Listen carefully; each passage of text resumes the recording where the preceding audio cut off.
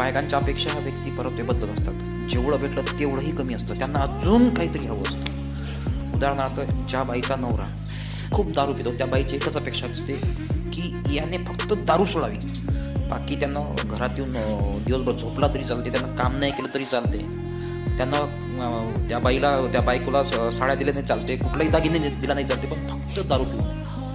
ज्या बाईचा नवरा कामानिमित्त बाहेर देशात असतो 2-2, 3-3 वर्ष, त्या बाईची एकच अपेक्षा असते की किमान 2 दिवस किंवा 10 दिवस तरी या व्यक्तीने माझ्यापर्यंत तेव्हा मला भेटावं.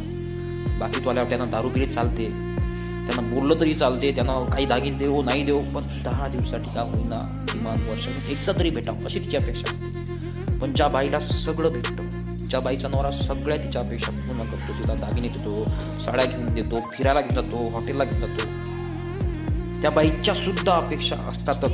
एवढं सगळं करून सुद्धा अपेक्षा नसतात असं नाही, त्या बाईच्या सुद्धा